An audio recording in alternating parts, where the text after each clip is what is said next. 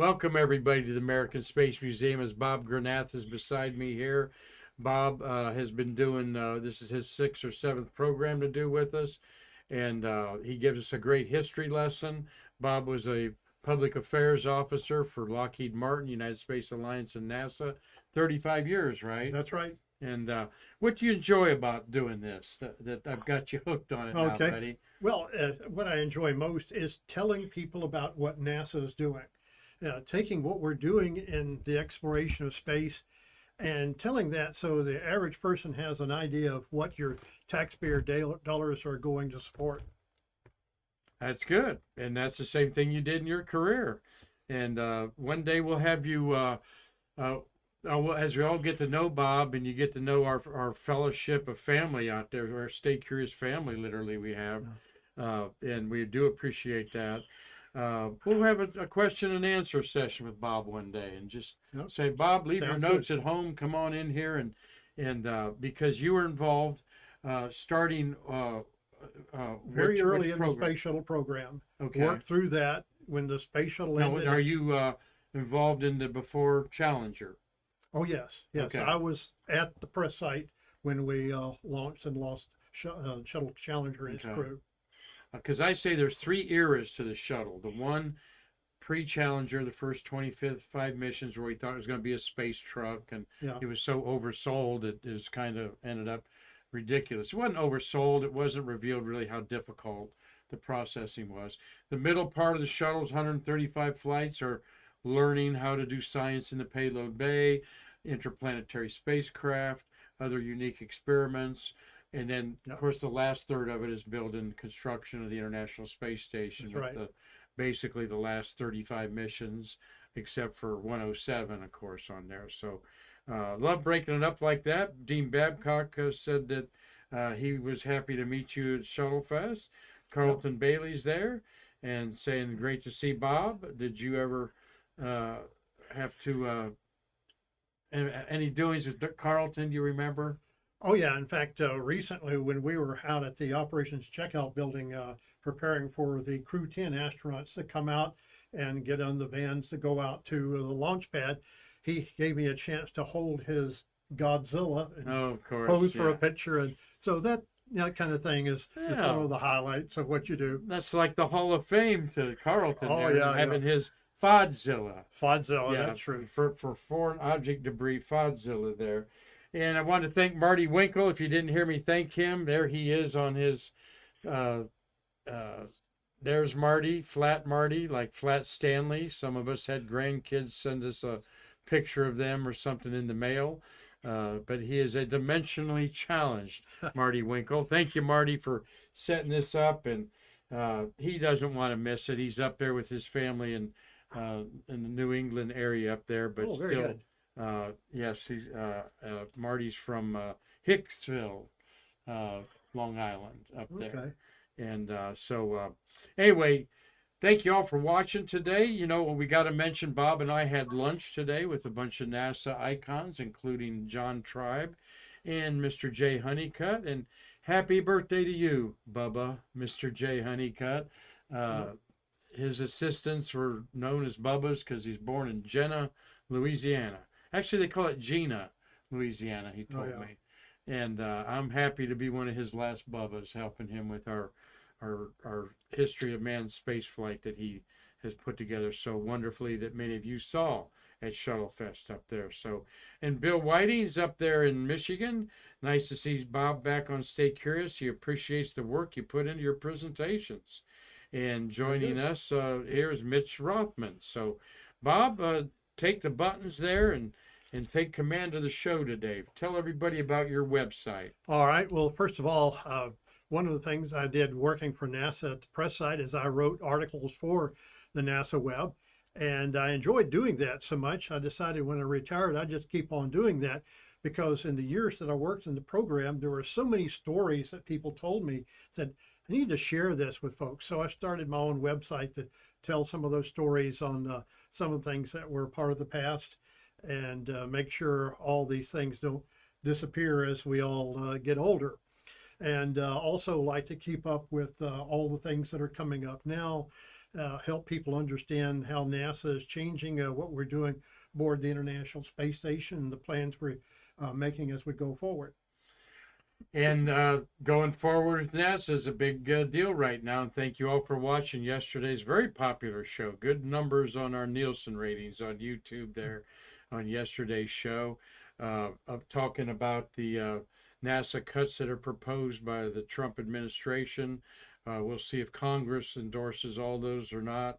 There's some important science that they just can't let go. The Roman telescope is one. It's a very special telescope designed to find Earth-like planets around other stars, and but Bob, you got a special program on this little piece of real estate out at Cape Canaveral called Hangar S. Oh yeah, well, take it away. All right, thank you, Mark. One of the things that I found fascinating during the early stages of this Mercury program, we were first sending astronauts into space. There were a lot of emphasis on the launch pads, and very naturally, a lot of times we saw things going on in the Mercury Control Center during that period. But one of the things that was really fascinating to me, what was going on at Hangar S, that became sort of a nerve center for operations with Project Mercury. It was a hangar that was originally built by the United States Air Force in 1957, originally for an aircraft hangar, but very soon after that, it was turned over to the United States Navy to process the red or the. I want to show one thing there, Bob, and then I'm going to get up and get my. See the Atlantic Ocean there at the top. Actually, that's the Banana River. Oh, that's the Banana River. Okay, just above it of course, there. that's the Banana. This is a photograph from a helicopter looking west, and then right behind the hangar is the Banana River. The ocean would be behind the photographer in this particular photograph. Oh, but okay. It was in this this facility where they received all the Mercury spacecraft, trained the astronauts. It was the astronaut crew quarters. But yeah, go ahead. What happened in about 1957, when it was turned over from an aircraft hangar, it was there for the U.S. Navy Vanguard rocket, which was one of the first rockets we used to launch satellites. And so it was very important in that regard. But then by 1959, it became a center for Project Mercury. It was where the Mercury spacecraft were received, began setting it up for astronaut crew quarters. They were testing the spacecraft there, had simulators to simulate the upcoming Mercury missions.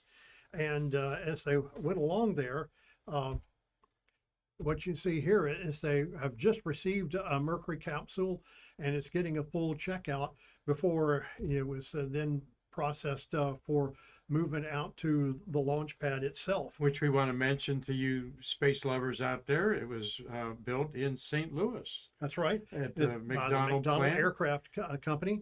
And so they built it and shipped it to Cape Canaveral. There's still a lot of artifacts around the St. Louis area from people that worked there. Oh, that's right. Yeah. Well, one of the facilities that was inside Hangar S was an altitude chamber. They could place a Mercury capsule in there and then pressurize it to simulate exactly the way it would be flying in space and make sure there wasn't any leaks. Sometimes they do tests with the astronaut on board. Bob, do you know if they did that with the X-15, or is this the first time an altitude chamber had ever been built? I don't think they used something quite like this for the X-15. For the X-15 flying at Edwards Air Force Base, it was essentially going to the edge of space. These Mercury capsules would actually go into space itself. And in fact, when you say, well, what is space? Well, Theodor von Karman, a Hungarian-born physicist, did a lot of work in the United States. He sat back one day and figured out the definition of what is outer space. And he finally decided that it was 100 kilometers up, which in miles is about 62 miles. And so there are many organizations around the world that define 62 miles as the threshold of space. Actually, the United States government considers 50 miles as the threshold of space. So when you look at where someone went as far as altitude is concerned, if you go above 50 miles, the United States say you were in space. The International Federation or Aeronautical Federation considers 62 miles of space. Some of the X-15 pilots, they only hit 50 miles, but short of 62. They don't list them as a space flight. We do. So it's just that threshold of space. There were only a few of the X-15s that got up above about, I think 65 miles was the highest an X-15 ever got. The Mercury capsules, like Alan Shepard's flight, he got up to 115 miles in space and then 302 miles downrange, landing in the Atlantic Ocean. And Marty, who's online here, he coined the phrase karmanauts for the suborbital Right. astronauts, and we think we should get that in the lexicon of talking about this stuff, that people. Well, that's right. It distinguishes 62 miles, astronaut from karmanaut. Yeah. You know, then you say, oh yeah, they went 62 miles suborbital. is called the Kármán line. Yeah. Because that was the line 100 that Theodore kilometers. von Kármán decided was the threshold of outer space. Karmanauts, Marty, we're trying to promote it. We were talking to Charlie Walker about doing that. He's an astronaut that is involved with the Association of Space Explorers, the That's right. definitive place of it. So that's Well, a like cool here- picture there. Here, for example, is astronaut Gus Grissom is just preparing to get inside a Mercury capsule in that altitude chamber in some tests prior to his Mercury flight in 1961. Well, the first person to actually fly, or first passenger on board a Mercury capsule, was the chimpanzee that was named Ham. He went up on a Mercury Redstone mission launched on January 31st, 1961. A flight path very similar that Alan Shepard would follow a little later. But what they did on his flight, and this, by the way, is his Mercury Redstone 2 capsule.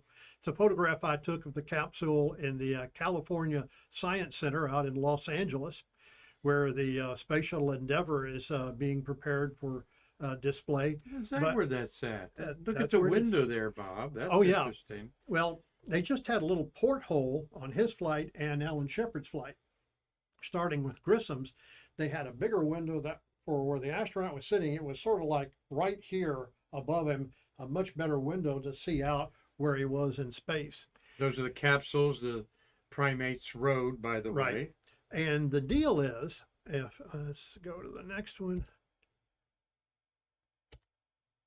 Yeah, here in this one, you see what was in front of Ham were three handles, a blue one, a white one, and a red one.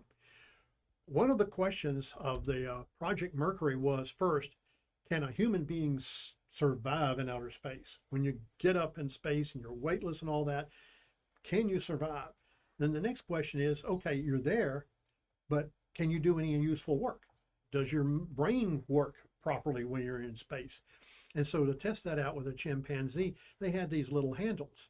And what would happen is they'd send up a signal and flip and have a blue light would come on.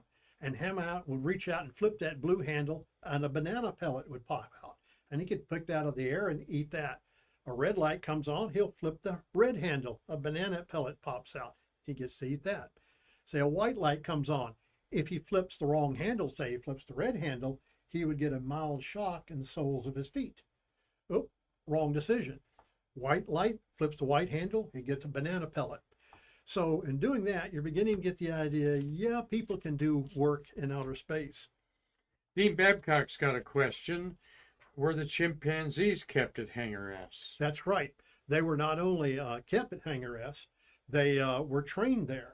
All the stuff to train them to flip the right handle when the right light came on, they were trained right there in Hangar S.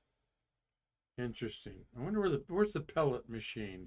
Is it? I don't know where that was. It was pretty close to where the handles were. We do have a couple banana pellets around here that to show you what it was, and but okay, good. There's Gus. Yeah, that's Gus relaxing in the crew quarters. And you see there's a couple of bunk beds. There's a couch and a chair Like a where you can sit dormitory. back and relax. Basically, the crew quarters looked something similar to a college dormitory. It wasn't very opulent in any way.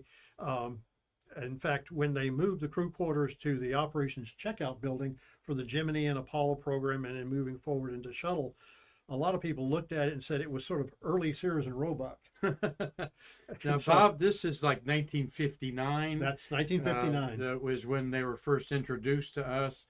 boy, the fanfare, the publicity, the media, front page everywhere, and then you go, here's your digs, guys. I'll bet someone said, what? I Yeah, mean, uh, our living room looks better than this, at yeah, home. I mean, it's kind of Spartan, wasn't it? yeah, yeah. It was In that, but definitely that Spartan in changed. that That era. changed after a while. Well, in addition to the living quarters, that's where the astronauts would eat prior to launch. They would move into the crew quarters a few days before a mission, and on launch morning they had a meal in a setup just about like this. Again, not very not a whole lot to say that it's very fancy. It is basically like you're eating in a cafeteria. They ate pretty much what they wanted to. I think Alan Shepard, on the day he was launched into space, he had a breakfast of steak and eggs. And then after they had the meal, then they'd go into the room where they'd get into their spacesuit. That was a complex process. And then also in Hangar S, they had simulators such as this one. This shows Alan Shepard in the simulator in the days leading up to his flight back in 1951, or 1961 rather. And in this case, this is a picture of Scott Carpenter during one of his simulations. And one of the things he said, climbing into that spacecraft on launch day and sitting there on top of the rocket was something that we had simulated time and time and time again. So in a certain sense, it was just like another day at the office, except this time you realize it's for real. So in addition to the astronauts who were working there were some other key people. In this case, you see astronaut John Glenn there all suited up. And there in the center is Dr. Bill Douglas, the astronaut's personal physician, and a suit technician named Joe Schmidt. They were working there with the astronauts throughout the entire Mercury program. But one other iconic picture there, Bob, too. I often see that black and white. Yeah, that's John Glenn heading out on February 20th. Assume that he had about 5 or 6 scrubs. Oh yeah, that's right. That's taken up on the second floor of the Hangar S, and spent a lot of time up there. Yeah, go ahead. All right. Well, one of the other individuals that worked there was Dee O'Hara. She had an interesting story. It turned out that she was a 1956 graduate from the Portland Hospital School of Nursing in Portland, Oregon. And then right after she graduated, she said, okay, what do I do now? A friend of hers suggested, you ought to go join the United States Air Force. She did. She was sent to Maxwell Air Force Base in Alabama, where she had her training, and then she was commissioned as a second lieutenant. And then her next assignment, or her first assignment rather, was at Patrick Air Force Base. Well, one of the generals there said, I want to assign you to the Mercury astronauts. And one of the key things about the work that she did there is she worked very closely with the Mercury astronauts. And the key thing was, and the reason this general assigned her, is he wanted her to get so familiar with the astronauts and they would be so comfortable with her that if they had any ache and pain at all, they would tell her and she would keep it secret. She would not tell it to the flight surgeons because many pilots tend to have a tendency to want to hide aches and pains for fear if the doctors find out about it, they'll be grounded. So what she said, you just tell me everything that's going on in your body, and then I'll keep it secret unless it's going to threaten mission success or threaten your safety. Mm-hmm. So that was the agreement. So they got to where they really trusted her. But sometimes these astronauts became like little boys, and they had to be reminded of things. In this case, she is reminding astronaut Wally Schirra, I have been asking you for days to provide me with a urine specimen. She kept hounding him and finally said, okay, enough. I'll give you the urine specimen. She came into her office and found a 5-gallon jug, warm water with iodine dumped in and a bow on top. And so when she had these gags, she would just go right along with it and totally embrace it. And that endeared her to the Mercury astronauts and those who have studied Hangar S and the history of the space program. She has endeared Never heard herself that story with many from of them. Wally, and I got you. I got you to Dee O'Hara. She's 89 years old, by the way, Bob. Yeah, that's She'll right. be 90 August 9th. So Wow. she does do some speaking.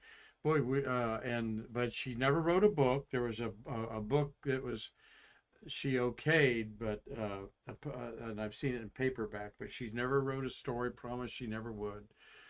So that's Wally's urine specimen in the back, huh? Yeah, supposedly. But they all had fun, and she just prayed along with that.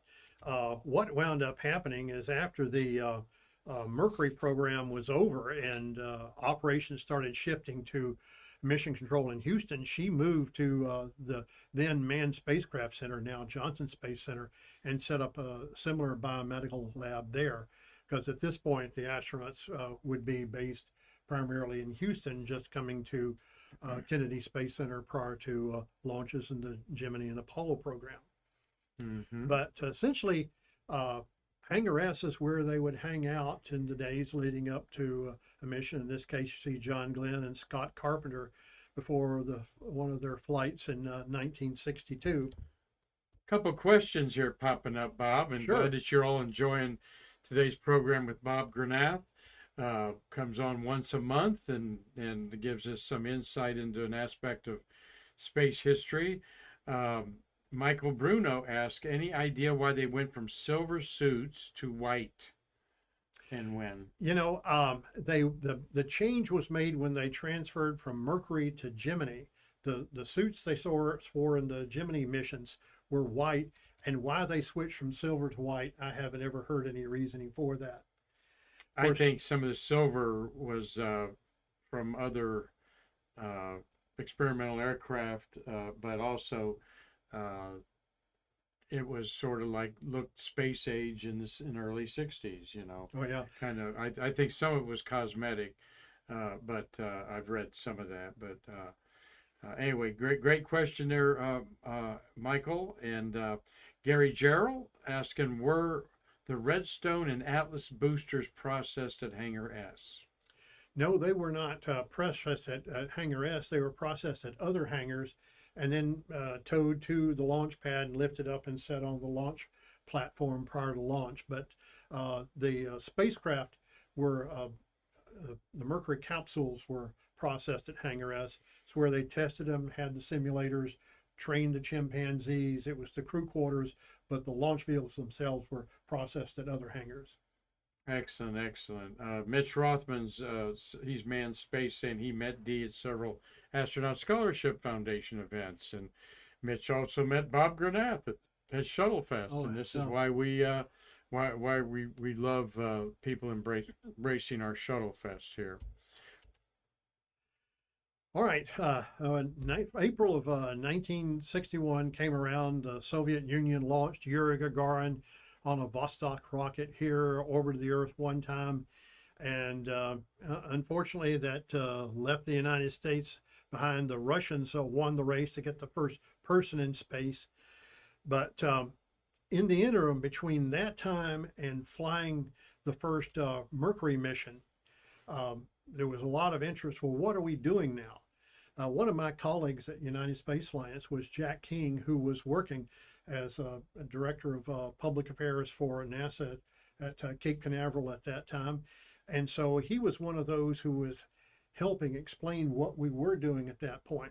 A number of years ago, when Jack and I were working at United Space Alliance, we had been to a National Space Club luncheon in Port Canaveral. And we were driving back to our offices in the area near the vehicle assembly building. And as we drove past Hangar S, I looked over and saw, oh, there's Hangar S. Boy, if those walls could talk. Now, let me tell you what I was really asking. Hey, Jack, you got any cool Hangar S stories? Right. He did not disappoint me. Okay. He said, oh, yeah, I can tell you about one. I'm listening and making notes here in my mind. He said, well, what happened is we wanted to let everybody know, especially in the news media, that we weren't falling behind, that we were moving ahead. We were getting close to being able to launch someone. And so one day he said, I decided to sign up Gordo Cooper to help out with a tour of Hangar S. And so he took on the job of leading a bunch of news media through the hangar, showing how things worked, especially in the crew quarters. He took them in and showed them the area where they would have breakfast, where they would go through and have a medical checkup. In fact, Dr. Bill Douglas did a mock medical check up on him. And then in front of the media, huh? Yeah, right there in front of all the cameras and the news media, he went through the complex process of putting on the spacesuit, and they took pictures of all of this and how they were checking out the suit and making sure things were ready. I'd like to know where that lazy boy chair is right now. Yeah, in there. That's So then they took all the reporters outside of Hangar S, where they would be on launch day, and he came out in the suit, waving at the reporters. They're taking pictures, shooting film. He's going in with Dr. Bill Douglas. So it's a mock-up kind of. It's not a real and flight just sort of shot. going through it so the news media will understand what the astronaut does on launch day.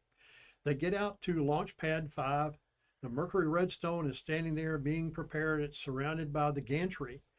And then at the base of the gantry, might show up a little better in this one. Make it a little smaller. Yeah, there we go.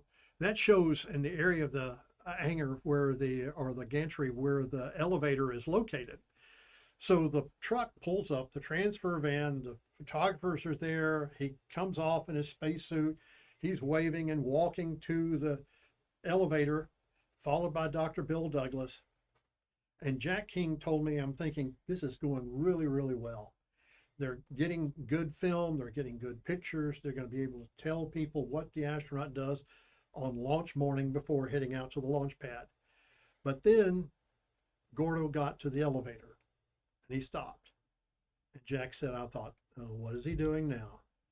He puts down his air conditioner, grabs the gate to the elevator and says, please don't let him do this to me. I won't go. You can't make me. Dr. Douglas got him behind him, shoved him in there, slammed the gate shut, pushed the button, up they went. The reporters just cracked up laughing. Jack said, all I got to do is say, Gordo did it to me again. Good story. But such was the days of the early space program. Gordo took it all very straight, did a great job leading the tour, but when he got to the very end of the show, he had his part of it. That's funny. Gordon Cooper, of course, he did the full day in space on the last Mercury launch. In May, the month of May has 3 of the Mercury 6 launches. May 5th, of course, being not Cinco de Mayo, but the launch of Alan Shepard. And all that was 64 years ago, 2 days ago. Yeah, right. And we celebrated that. Carpenter's flight, MA7, that did the 3 orbits, repeating John Glenn, was launched on May 24th, right. And Cooper was May 15th. Of course, Carpenter was 1962, and Cooper was 1963, the last program there. So one of his daughters is running around the Space Coast here. We met her out at the Space Center. Oh, cool. And she never followed up on she was willing to come on and maybe stay curious. Maybe we'll still effort that. People come and go at the right time, as I find, Bob. Oh, yeah. You can't, you get them while you can. So good story there, my friend. All right. On May 5th, 1961, Dr. Douglas did the usual checkup on Douglas, Al Shepard.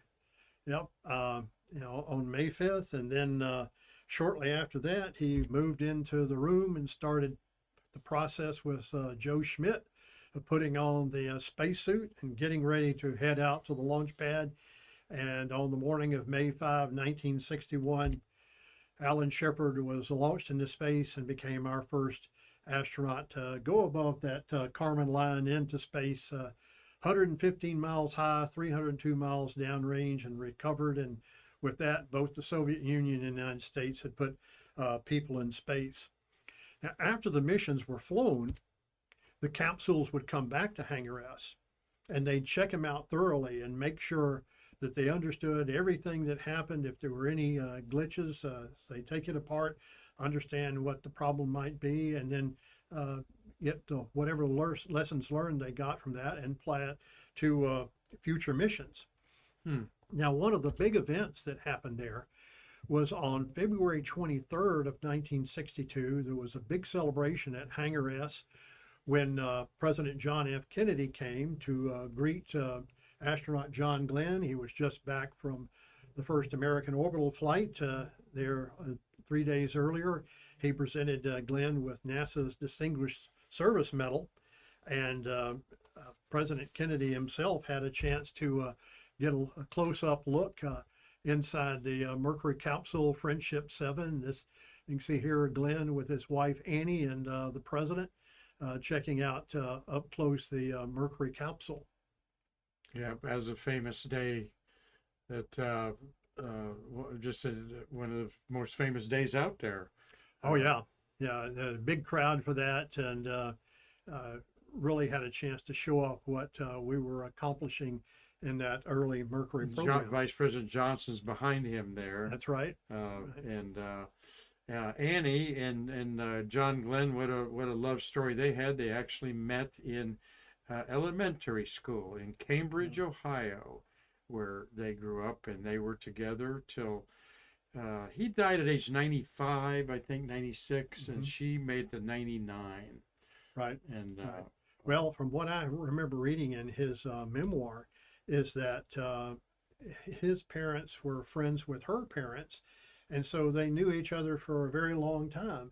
And in his book, he said he dated her some in high school and really wasn't that interested in anybody else. And so, like you say, it was a love story that began very early on, and they stayed very close their entire lives. And it is a great story. Couple questions here. One, Dave Stange said that he's read, and Dave's up in Michigan.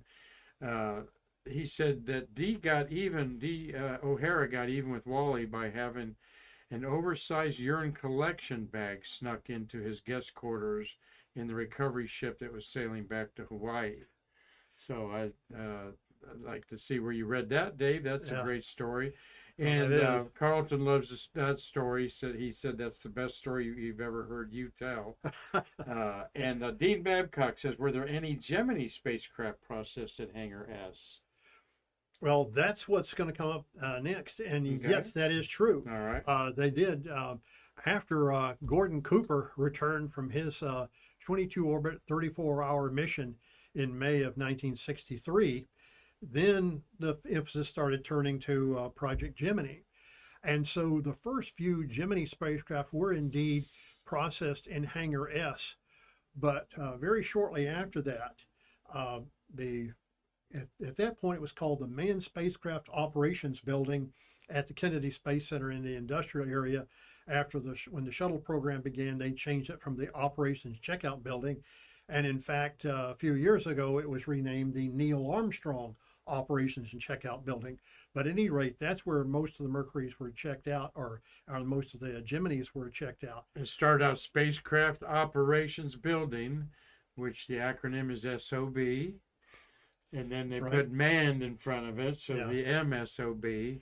Yeah. And most everybody knew it as the ONC, Operations and Checkout Building there. That's right. And then now it is, of course, the Neil Armstrong Museum. That's the building where the astronauts walk out to the media to go to the bus. Right. In there. Also, their quarters are there. The cafeteria is there. There's some offices there that were technicians and engineers in that building. Oh yeah, there's a lot of. In fact, today the Orion spacecraft is being processed and prepared by Lockheed Martin in the Operations Checkout Building, and so very recently the Artemis spacecraft for Artemis 2, or the Orion for Artemis 2, rolled out to the next facility where it'll be checked out before going to the Vehicle Assembly Building to be mated to the Space Launch System rocket there. All right. I know you're all enjoying. Yes, Marty. The altitude chambers are in that same building. Oh, that's right. Altitude chambers that were used in the Apollo program are in the Operations Checkout Building. Is where they did some of the same kind of testing on the Apollo Command Service modules and lunar modules like they did for the Mercury capsules in Hangar S. Mm-hmm. Dave Stengy says he got that story from Colin Burgess's book, Sigma 7, The Six Mercury Orbits of Wally M. Schirra. And I love Wally's book, though, too. Oh, yeah. I forget the name of it. Schirra Space. Yeah, Schirra Space. He tells some good stories in that one, too. Oh, he does. I had a chance to talk to him at length one day when they were opening the Astronaut Hall of Fame in its original location. And he had a chance to tell me some stories and things that have not been published. And so that's why I do my website, is so that I can record some of these and put it out there for other people to hear some of the kind of stories that I've heard over the years. And you see something on Bob's website you'd like for him to talk about and elaborate on, please drop me a line. We'll cue that up. I was thinking of something about the Wally's book, Schirra Space, in there. It's kind of a myth that all the Mercury astronauts were given a Corvette to drive by Jim Rathman. Yeah, I know Al Shepard drove one, Gordon Cooper drove one. How many others, I'm not sure. Well, John Glenn did not. Yeah. He had a station wagon. Right. And Wally Schirra drove a Maserati. All right. He didn't want to drive a Corvette, and through that, being an astronaut, he got to know Mr. Maserati. Okay. And there's a story in there about a gotcha played on him when he had to order a new wheel for his Maserati. Oh, yeah. And the story goes in that book that expensive wheel for Maserati. He had to get it from Italy. Went over a chuck hole here on Route 3 or something and cracked it.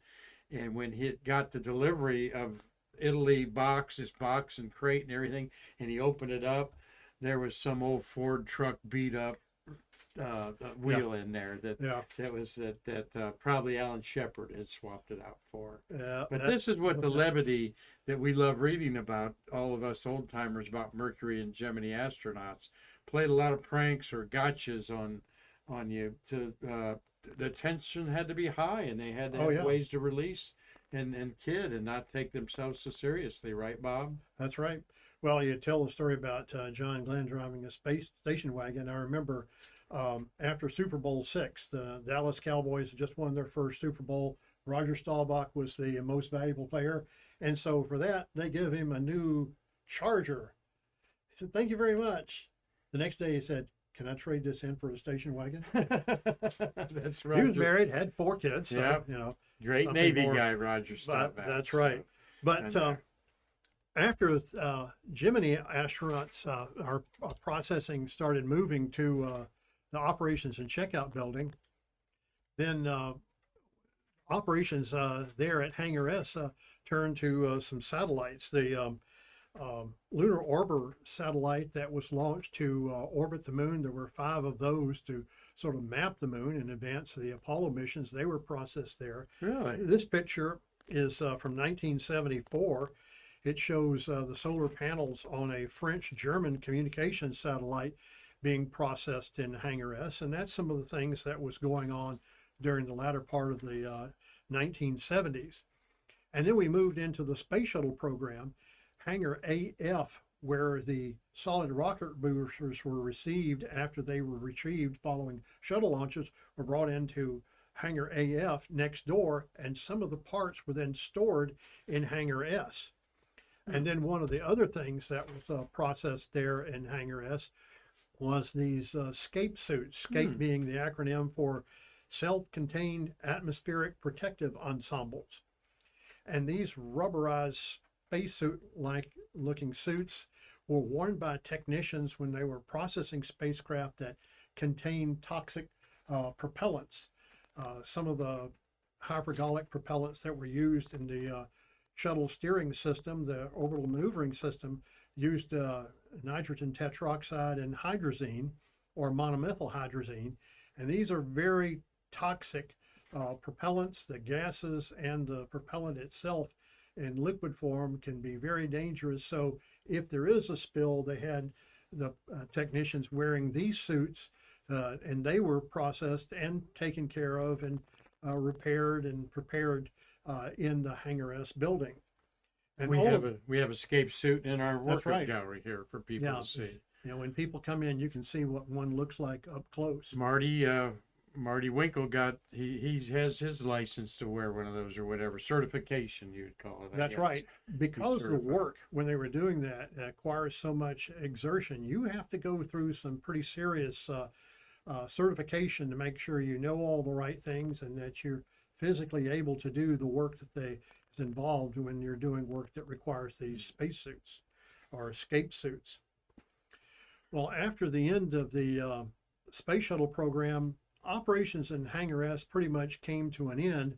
And this is a photograph that I took at Hangar S right about about a month after the last space shuttle mission returned to Earth.